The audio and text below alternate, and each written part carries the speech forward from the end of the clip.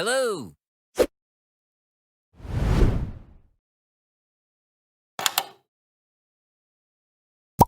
Salam sejahtera kepada semua.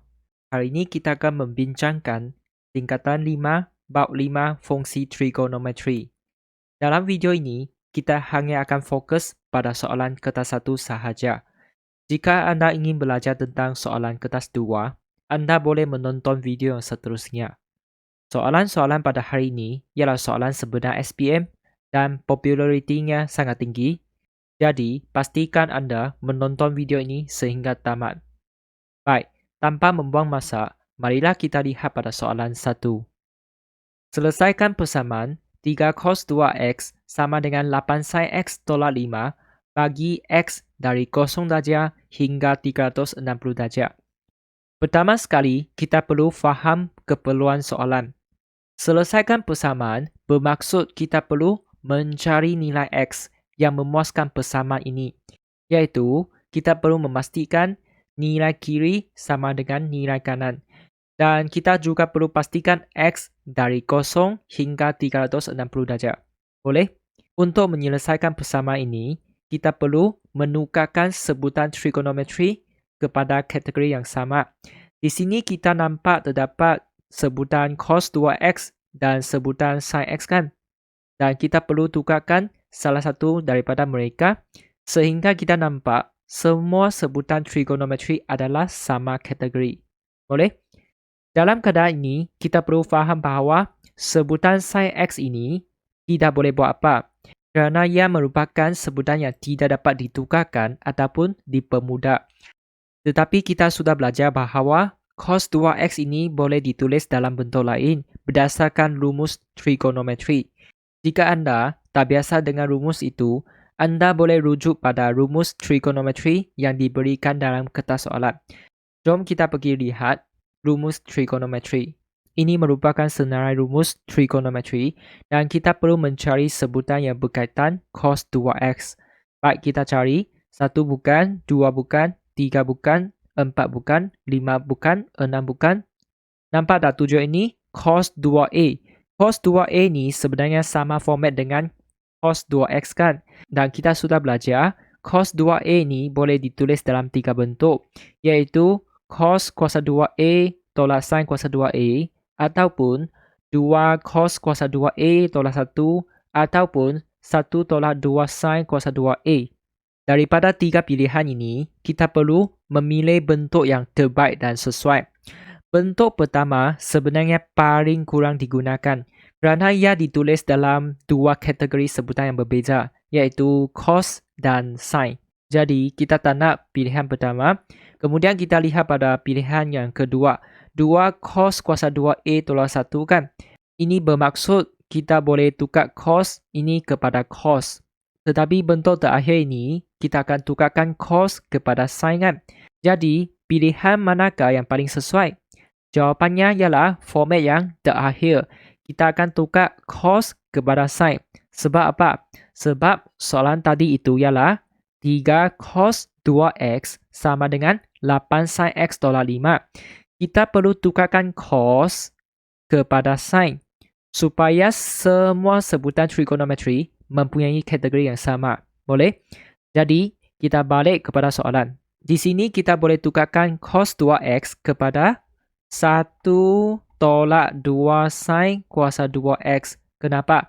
Sebab kalau ikut rumus tadi itu, ialah cos 2a kan? Cos 2a boleh ditulis sebagai 1 tolak 2 sin kuasa 2a. Tetapi sekarang kita ialah x kan? Maka kita tulis 1 tolak 2 sin kuasa 2x. Boleh? Sama dengan 8 sin x tolak 5. Kemudian kita kembangkan bahagian kiri, kita dapat 3 tolak 6 sin kuasa 2x sama dengan 8 sin x tolak 5. Selepas itu, kita akan susun persamaan ini sehingga ia nampak kemas. Jadi saya cadangkan kita pindahkan 8 sin x dan tolak 5 ke sebelah kiri. Dan saya akan susun negatif 6 sin kuasa 2x di depan. Saya akan tulis ini dulu. Negatif 6 sin kuasa 2x tolak 8 sin x.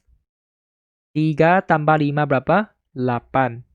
sama dengan kosong. Namun begitu, perkali bagi sin kuasa 2x ialah negatif kan? Jadi kita perlu elakkan perkali yang negatif. Maka kita pindahkan semua sebutan ini ke sebelah kanan. Kita akan dapat kosong sama dengan apa? 6 sin kuasa 2x tambah 8 sin x tolak dengan 8. Kemudian kita perlu tukarkan kiri dengan kanan. Maksudnya, kosong tulis di kanan dan 3 sebutan ini tulis di kiri. Kita bukan pindah, kita hanya tukarkan kiri dan kanan saja. Jadi kita tulis 6 sin kuasa 2x tambah 8 sin x tolak 8 sama dengan kosong. Perhatikan, semua sebutan ini boleh dipermudahkan, iaitu boleh dibahagi dengan 2. Betul? Maka kita boleh bahagi ini dengan 2. Kita dapat 3 sin kuasa 2x tambah 4 sin x tolak 4 sama dengan kosong. Kerana kosong bahagi dengan 2 pun dapat kosong. Apabila sampai tahap ini, jangan bimbang. Sebenarnya ia merupakan persamaan kuadratik dan kita boleh melakukan pemfaktoran untuk mencari nilai x itu. Namun begitu, jika anda tak tahu cara untuk mencari nilai x secara terus, anda boleh menggunakan cara ini. Kita boleh biar y sama dengan sin x. Kita boleh anggap sebutan ini sebagai y. Cikgu tulis di sini, biar y sama dengan sin x. Boleh? Kita anggap ini sebagai y. Maka sin kuasa 2x ialah apa? Y kuasa 2. Sebab kalau ini kuasa 2, sin x pun kuasa 2. Kalau sin x kuasa 2, kita boleh tulis seperti ini, sin kuasa 2x. Ingat kuasa 2 ini letak di sini, bukan letak di belakang. Boleh? Selepas itu, kita boleh gantikan y dan y kuasa 2 ke dalam sin kuasa 2x dan sin x. Kita mendapat 3y kuasa 2 tambah 4y tolak 4 sama dengan kosong. Nampak tak ini merupakan persamaan kuadratik? Saya percaya bahawa anda sudah tahu bagaimana untuk mencari nilai y kan? Jadi kita boleh tekan kalkulator untuk faktorkan persamaan kuadratik ini. Kita pilih equation. Lepas tu pilih nombor 3, persamaan kuadratik. Jadi A adalah apa? A adalah 3 kan? Kita masukkan A 3, B 4, C negatif 4. Okey, kita dapat X1 sama dengan 2/3. Jadi kita boleh tulis apa? Untuk faktor pertama, kita boleh tulis 3y tolak 2. Jadi cikgu tulis di sini 3y tolak 2 kurungan sama dengan kosong. Untuk faktor kedua ini, kita tekan sama dengan, kita nampak negatif 2 kan? Maka kita boleh tulis y tambah 2, bukan x sebab ini dalam sebutan y. Kemudian kita cari nilai y seperti biasa. 3y tolak 2 sama dengan kosong atau y tambah 2 sama dengan kosong. Dengan ini, y sama dengan 2/3 atau y sama dengan negatif 2. Tetapi ini bukan jawapan kan? Kerana kita perlu mencari nilai x, bukan mencari nilai y. Tanya pada diri, apakah itu y? Y ialah sin x kan? Sebab tadi kita biar y sama dengan sin x. Maka kita perlu gantikan balik sin x ke dalam y. Boleh faham? Sebab y sama dengan sin x. Jadi kita boleh tulis sin x sama dengan 2/3. Atau sin x sama dengan negatif 2. Boleh? Selepas itu, kita perlu selesaikan kedua-dua persamaan ini. Untuk sin x sama dengan 2/3, kita perlu mencari sudut asas dengan menekan kalkulator. Sudut asas sama dengan apa? Kita tekan kalkulator. Tekan apa? Shift sin. Boleh? Kita nak cari sudut asas, tekan shift sin 2/3. Boleh? 2/3.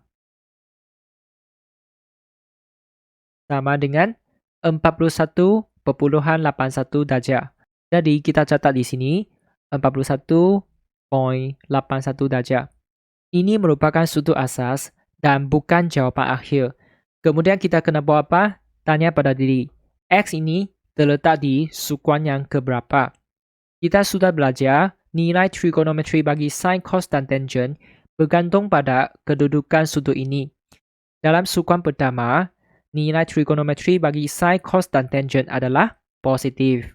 Manakala dalam sukuan yang kedua, hanya nilai trigonometri bagi sin positif sahaja.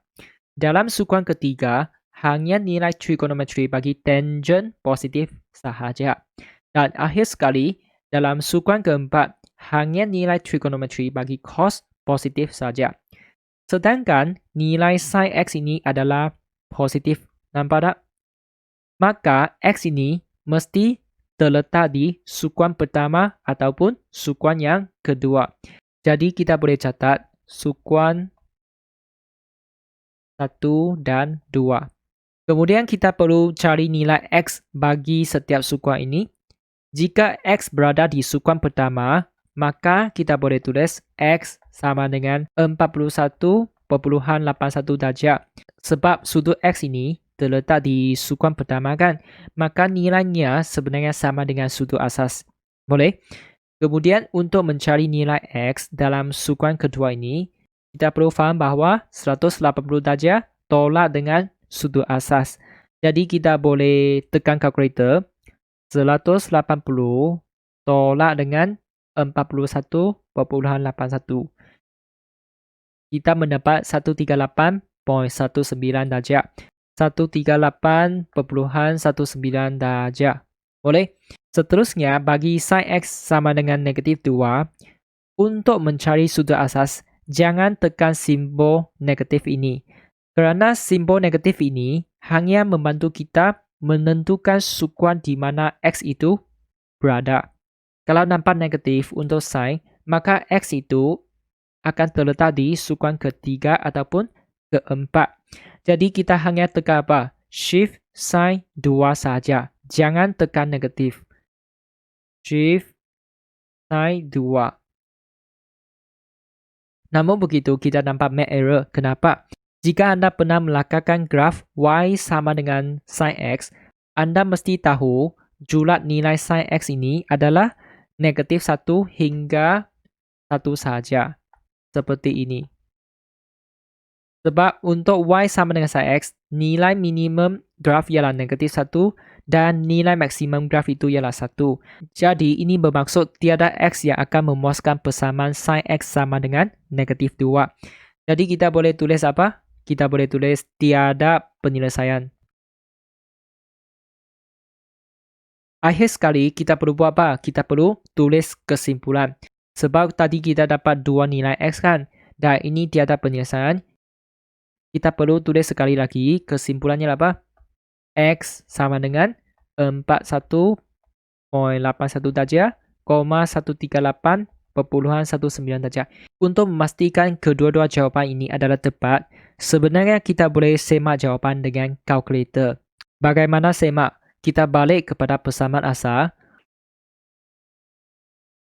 Baik, untuk memudahkan kita pindahkan semua sebutan di sebelah kanan ke kiri.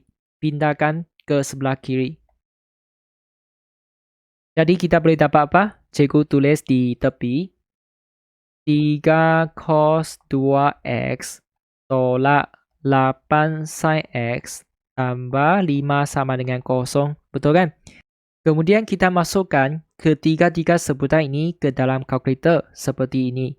Kita boleh tekan 3 cos 2 alpha x tutup kurungan tolak apa? Tolak 8 kan? Tolak 8 sin X kan, kita tekan alpha X tutup kurungan tambah 5. Selepas itu kita tekan calculate. Nampak tak? CALC. Tekan ini. Dia tanya X ialah apa? Kita akan masukkan nilai X yang sepatutnya. X ialah 41.81 kan? Kita masuk saja 41.81. Kita nampak apa? 6.55 darab 10 kuasa negatif 5. Maksudnya apa? Betul ke salah? Betul. Sebab nilai kanan sama dengan 0 kan? Dan kita mendapat 6.55 darab 10 kuasa negatif 5. jawapan ini sangat dekat dengan nilai kosong. Maka kita boleh katakan 41.81 ialah jawapan yang betul. Kemudian kita nak semak 138.19 darjah kan? 138.19 darjah. Dan kita mendapat apa? Pun sama. 6.55 darab 10 kuasa negatif 5. Maka ia boleh dikatakan sama nilai dengan kosong di sebelah kanan. Asalkan nilai kiri sama dengan nilai kanan, maka jawapan kita adalah tepat. Selain dua nilai ini, jika anda gantikan X dengan nilai X yang lain, semua jawapan lain pasti tidak akan memuaskan persamaan ini. Dengan ini, kita dapat yakin bahawa kita 100% betul dalam soalan ini. Baik, seterusnya kita lihat pada soalan 2. Selesaikan persamaan tangent alfa sama dengan 4 tolak 3 cotangent alfa untuk alfa dari 0 darjah hingga 180 darjah. Pertama sekali, kita perlu faham keperluan soalan. Sama seperti soalan 1, kita perlu mencari nilai alfa yang memuaskan persamaan ini, iaitu kita perlu memastikan nilai kiri sama dengan nilai kanan. Dan alfa mesti dari 0 darjah hingga 180 darjah. Untuk menyelesaikan persamaan ini, kita perlu menukarkan semua sebutan trigonometri kepada kategori yang sama. Di sini kita nampak terdapat sebutan tangent alfa dan cotangent alfa. Kita perlu tukarkan salah satu daripada mereka sehingga kita nampak semua sebutan trigonometri adalah sama. Di sini kita perlu faham cotangent sebenarnya ialah songsangan kepada tangent, iaitu cotangent alfa sama dengan 1 per tangent alfa. Jadi kita di sini boleh tukarkan cotangent kepada 1 per tangent.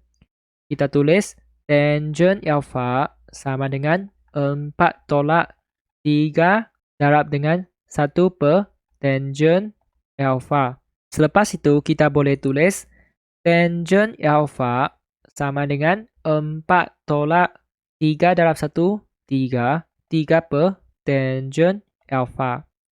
Untuk memudahkan kita perlu darabkan setiap sebutan ini dengan tangent alfa supaya persamaan ini tak ada pecahan seperti ini. Jadi kita boleh tulis apa? Tangent alfa darab dengan tangent alfa sama dengan 4 darab tangent alfa tolak 3 per tangent alfa darab dengan tangent alfa. Semua darab tangent alfa serentak. Boleh? Kemudian kita akan dapat tangent kuasa 2 alfa. Ingat, kuasa 2 letak di sini, bukan letak di sini. Boleh? Sama dengan apa? 4 tangent alfa tolak 3. Sebab ini sudah dimasukkan. Boleh? Kemudian kita perlu pindahkan sebutan di kanan ke kiri. Jadi kita pindahkan supaya nampak kemas. Kita akan dapat tangent kuasa 2 alfa tolak 4 tangent alfa tambah 3 sama dengan 0. Perhatikan bahawa ini merupakan bentuk persamaan kuadratik dan kita boleh melakukan pemfaktoran untuk mencari nilai alfa ini. Namun begitu, jika anda masih tak biasa dengan cara terus mencari nilai alfa ini, anda boleh guna cara seperti soalan 1. Kita boleh buat apa? Biar y sama dengan tangent alfa. Kalau y sama dengan tangent alfa, bermaksud y kuasa 2 sama dengan apa? Tangent kuasa 2 alfa. Dengan ini, persamaan ini boleh ditulis sebagai apa? Tangent kuasa 2 alfa ialah y kuasa 2. Tangent alfa ialah y kan? Maksudnya kita boleh tulis y kuasa 2 tolak 4y tambah 3 sama dengan 0. Nampak tak ini merupakan persamaan kuadratik. Jadi kita boleh guna kalkulator untuk membantu kita faktorkan. Okey, kita letak dua tanda kurung dulu. Baik, kita tekan. A ialah apa? A ialah 1 kan? Lepas tu B ialah negatif 4. C ialah 3. Jadi kita dapat apa? X1 ialah 3. Di sini kita akan tulis Y tolak 3. Betul? Kemudian untuk faktor yang kedua kita tekan sama dengan 1. Jadi kita perlu tulis Y tolak 1. Lepas tu kita cari nilai Y seperti biasa. Y tolak 3 sama dengan 0 atau Y tolak 1 sama dengan 0. Dan Y sama dengan 3 atau Y sama dengan 1. Tetapi ini bukan jawaban kan? Kerana kita bukan nak cari nilai Y, kita nak cari nilai alpha. Jadi, Y adalah apa? Y adalah tangent alpha. Nampak tak? Tadi kita sudah biar Y sama dengan tangent alpha. Maka sekarang kita boleh gantikan balik tangent alpha ke dalam Y. Kita tulis tangent alpha sama dengan 3 atau tangent alpha sama dengan 1. Jadi, kita akan selesaikan kedua-dua persamaan ni untuk mencari nilai alpha satu persatu. Baik, kita tengok tangent alpha sama dengan 3 terlebih dahulu. Untuk mencari alpha, kita perlu cari sudut asas dulu. Sudut asas sama dengan apa? Kita akan tekan shift tangent 3. Shift tangent 3 sama dengan apa? 71.57 darjah. Okey, kita catat di sini. 71.57 darjah. Kemudian kita kena tulis apa? Sukuan. Tanya pada diri, alpha ni mungkin terletak di sukuan yang keberapa? Nampak tak? 3 punya depannya lah positif kan? Tangent sudut ini akan mendapat nilai positif. Jadi tangent di mana akan dapat positif? Sukuan pertama dan sukuan yang ketiga. Maka kita boleh catat 1 dan 3. Kemudian kita akan cari setiap alpha untuk sukuan ini. Okey, kita tulis alpha sama dengan, ingat nilai alpha pada sukuan pertama sebenarnya sama nilai dengan sudut asas. Jadi kita boleh tulis 71.57 darjah. Manakala untuk alpha dalam sukuan yang ketiga, nilainya sama dengan apa?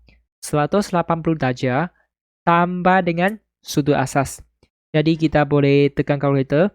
180 tambah 71.57. Jawapannya lah 251.57. Ini merupakan nilai alpha yang memuaskan persamaan tangent alpha sama dengan 3. Seterusnya kita nak cari alpha untuk tangent alpha sama dengan 1. Sama juga kita tulis sudut asas sama dengan apa?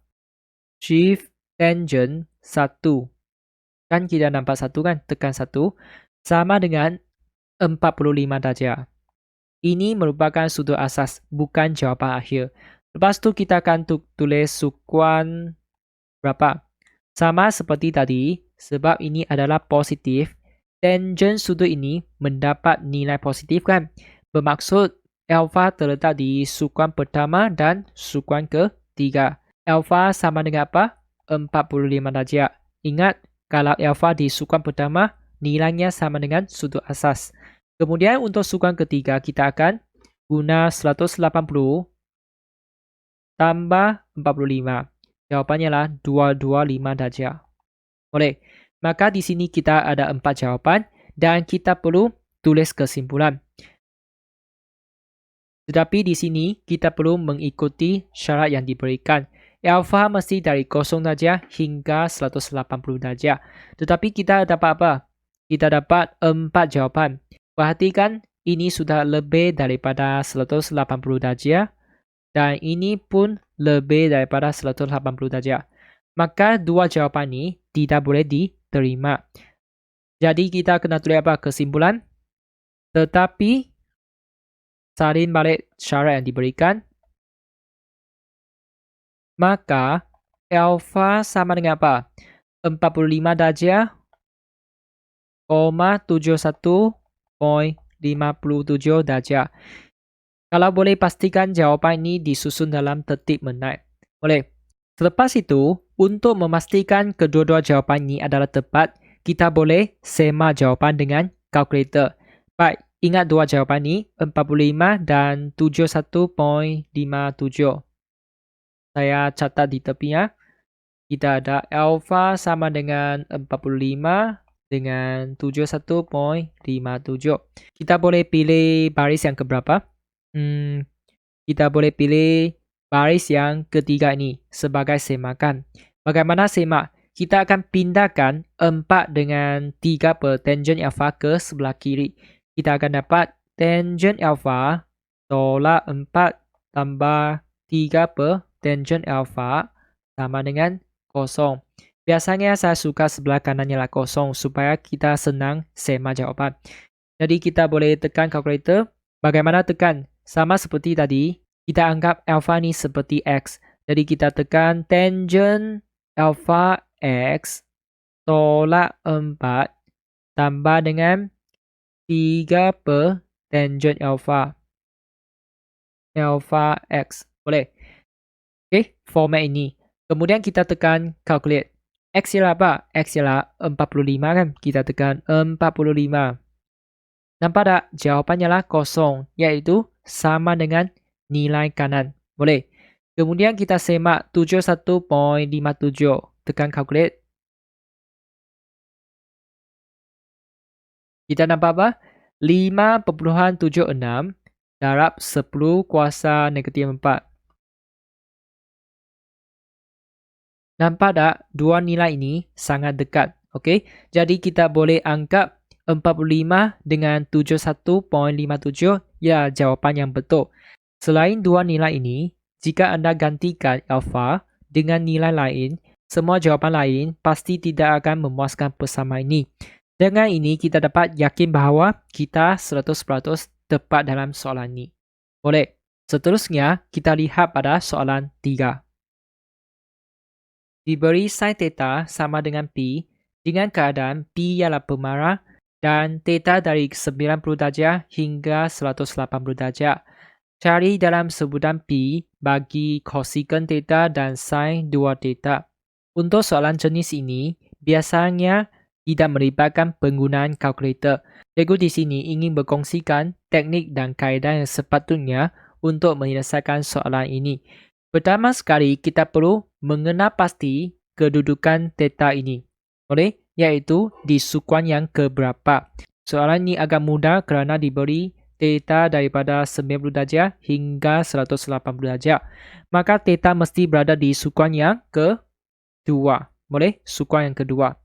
Selepas itu, kita perlu melakarkan satu segitiga bersudut tegak di sukuan yang kedua. Ini merupakan kaedah yang sewajarnya. Jadi, bagaimanakah kita boleh lakarkan? Pertama sekali, kita lakarkan paksi X dan paksi Y. Cikgu lakar di sini. Kemudian kita lakarkan satu garis di sukuan yang kedua di sini. Boleh? Sedangkan theta berada di sukuan kedua, maka sudut theta adalah dari sini hingga ke garis ini. Ini ialah theta. Boleh? Kemudian kita tambahkan satu garis di sukuan yang kedua supaya membentuk satu segitiga bersudut tegak. Lepas tu, kita perlu labelkan ketiga-tiga bucu ini. Bucu ini, dan bucu ini. Kita boleh anggap ini O, ini A, ini B. Boleh? Selepas itu, kita perlu mencari panjang ketiga-tiga sisi ini. OA, AB, dan OB. Bagaimana cari? Kita perlu bergantung pada sudut ini. Sudut ini merupakan sudut asas. Dan kita biasanya akan tulis simbol alpha. Boleh? Kita telah belajar bahawa jika sudut theta terletak di sukuan kedua, adapun ketiga ataupun keempat, sebenarnya theta ini boleh ditukarkan kepada alpha. Okey? Bagaimana tukar? Biar cikgu salin soalan dulu. Kita ada soalan sin theta sama dengan pi kan? Di sini kita mempunyai sin theta. Sin theta sebenarnya boleh ditulis sebagai sin alpha. Dengan syarat simbol di depannya ialah positif. Theta ini boleh ditukarkan kepada sudut asasi alpha dengan syarat letak positif. Sebab di sukuan kedua, sin sudut ialah positif kan? Hanya sin yang positif saja. Kalau cos dengan tangent akan dapat negatif. Jadi ingat, asalkan theta ni terletak di sukuan 2, 3 dan 4, ia boleh ditukarkan kepada alpha asalkan kita letak simbol yang tepat, iaitu positif ataupun negatif. Tetapi kalau kita nak tukarkan cos theta, kita perlu tulis apa? Cikgu catat di sini sebagai nota. Cos theta boleh ditulis sebagai cos alpha dengan syarat kita letak negatif. Kenapa? Sebab tadi saya sudah pesan, kalau theta berada di sukuan kedua, hanya sin positif saja. Kalau nak tukarkan cos, boleh dengan syarat kita letak negatif. Dan seterusnya kalau kita nak tukar tangent theta. Sebab theta ini terletak di sukuan kedua, kita boleh tukar jadi tangent alpha dengan syarat letak negatif. Boleh. Jadi dalam soalan ni, kalau kita nak tukar sin theta, ia akan dapat positif. Positif sin alpha. Kemudian kita nak bandingkan dua ini. Sebab sin theta sama dengan P. Sin theta juga sama dengan positif sin alpha. Maka kita boleh tulis apa? Sin alpha sama dengan P. Kenapa nak tulis ini? Sebab segitiga ini bergantung pada sudut alpha, bukan bergantung pada sudut theta. Boleh?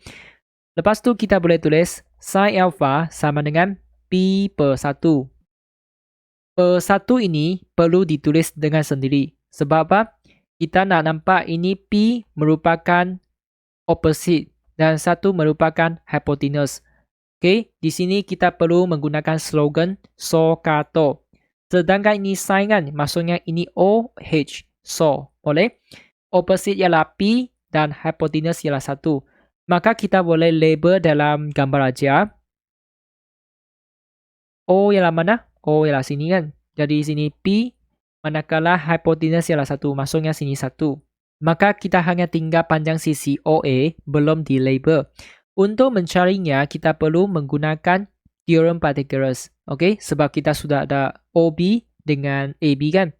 Maka kita nak cari OA, boleh kan? Kita tulis OA kuasa 2 sama dengan OB kuasa 2 tolak AB kuasa 2. Maka kita dapat 1 kuasa 2 tolak P kuasa 2.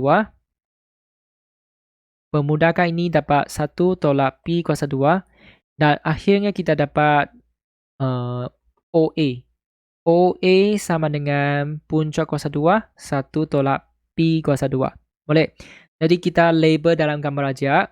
Inilah puncak kuasa 2, 1 tolak P kuasa 2. Boleh? Jadi barulah kita boleh menjawab soalan A. Ini merupakan segitiga bersudut tegak yang sempurna. Soalan A apa? Cari dalam sebutan P untuk cosecant theta. Baik, cikgu salin di sini. Ini soalan A. Cosecant theta. Cosecant theta boleh ditulis sebagai apa? 1 per sin theta. Jadi sin theta apa? Sin theta sebenarnya boleh terus ambil dari sini, iaitu P. Jadi untuk soalan A, kalau kita talakarkan segitiga ini, masih boleh menjawab. Tetapi untuk soalan B, P ialah sin 2 theta kan? Okey. Kita boleh buat apa? Boleh guna rumus trigonometri. Kalau tak biasa dengan rumusnya, kita boleh rujuk rumus pada kertas soalan. Jom kita pergi mencarinya. Baik, ini merupakan senarai rumus trigonometri. Kita nak cari sin 2 theta. Kita carinya. Nombor 1 sampai 5 bukan. Nampak tak nombor 6 ini? Sin 2A sama dengan 2 sin A cos A kan? Jadi kita punya sin 2 theta boleh ditulis sebagai 2 sin theta cos theta kan? Maka kita boleh kembali kepada soalan. Jadi di sini kita boleh tulis sama dengan 2 sin theta cos theta. Sin theta ialah apa? Sin theta ialah P kan? Kita ganti 2 darab dengan P kurungan apa? Jadi di sini cos theta, nak cari cos theta sangat susah. Kita kena tukar jadi negatif cos alpha. Tadi cikgu sudah berpesan cos theta boleh tukar kepada cos alpha dengan syarat kita letak simbol negatif. Boleh? Maka kita sudah guna di sini cos theta sama dengan negatif cos alpha. Kenapa nak tukarkan theta kepada alpha? Sebab kita nak pakai nisbah panjang sisi ni kan. Negatif cos alpha nak isi apa? Kita boleh tulis 2P darab dengan negatif cos alpha ialah apa? Adjacent bahagi dengan hypotenuse kan? Sebab KAH. A bahagi dengan H. Adjacent bahagi dengan hypotenuse. Maksudnya kita boleh tulis Puncak kuasa 2, 1 tolak Pi kuasa 2 per 1. Boleh. Kemudian, kita permudahkan positif darab negatif dapat negatif 2Pi. Lepas tu darab dengan puncak kuasa 2, 1 tolak Pi kuasa 2. 1 itu tak payah tulis. Macam ini sahaja. Nampak tak, kalau kita tak lakarkan segitiga, kita tak mungkin boleh selesaikan soalan B. Jadi, ikut langkah-langkah yang saya tunjuk. Baik, seterusnya kita lihat pada soalan 4. Diberi bahawa cos theta sama dengan negatif 3/5 dan theta antara 0 darjah dan 180 darjah. Cari nilai tangent theta tambah dengan 45 darjah. Sama seperti soalan 3, ia tidak melibatkan penggunaan kalkulator. Kita akan menggunakan teknik dan kaedah tadi untuk menyelesaikan soalan ini. Pertama sekali, kita perlu mengenal pasti kedudukan theta ini, iaitu theta berada di sukuan yang keberapa. Diberi theta antara 0 darjah dengan 180 darjah. Sedangkan nilai cos theta ialah negatif. Ini bermaksud theta ini mesti terletak di sukuan yang kedua, sebab tak mungkin di sukuan pertama. Kalau di sukuan pertama, cos theta akan bernilai positif. Tetapi sekarang adalah negatif kan? Maksudnya, theta berada di sukuan yang kedua. Kemudian kita perlu melakarkan segitiga bersudut tegak di sukuan yang kedua. Apakah yang kita perlu buat ialah lakarkan paksi X dan paksi Y seperti ini. Kemudian kita lakarkan satu garis di sukuan yang kedua seperti soalan 3. Lepas tu, tanya pada diri, theta berada di sukuan kedua kan? Maka theta perlu dilukis dari sini sampai garis itu. Sini kita label theta. Boleh. Lepas tu, kita perlu tambahkan satu garis di sini supaya membentuk segitiga bersudut tegak. Kemudian kita labelkan tiga bucu ini sebagai O, A, dan B. Selepas itu, kita perlu mencari panjang sisi untuk ketiga-tiga sisi ini. Boleh? Bagaimana cari? Kita perlu bergantung pada sudut ini, iaitu sudut asas. Biasanya kita akan menggunakan simbol alpha. Sebab theta ini berada di sukuan kedua, di mana sin sudut adalah positif kan? Dan kalau ikut peraturan, kita boleh tukarkan cos theta ni kepada negatif cos alpha. Tadi kita sudah bincang, cos theta boleh ditulis sebagai cos alpha dengan syarat kita letak negatif. Hanya sin positif saja kalau theta berada di sukuan kedua. Kemudian kita boleh bandingkan dua nilai ini. Sebab cos theta sama dengan ini dan cos theta juga sama dengan ini kan. Maka kita boleh tulis negatif cos alpha sama dengan negatif 3/5. Kita boleh hapuskan negatif ini, tulis cos alpha sama dengan 3/5. Dan di sini kita perlu faham slogan SOHCAHTOA. Okey, ini cos kan? Maksudnya ini ialah adjacent, ini untuk hypotenuse.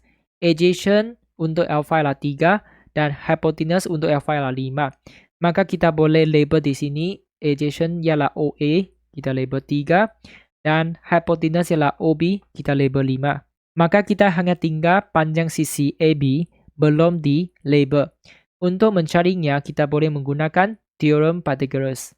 Maka kita boleh tulis AB kuasa 2 sama dengan OB kuasa 2 tolak OA kuasa 2. Sama dengan 5 kuasa 2 tolak 3 kuasa 2. Dan kita dapat 16. Kemudian nak cari AB, puncak kuasa 2, 16. Dan kita mendapat 4.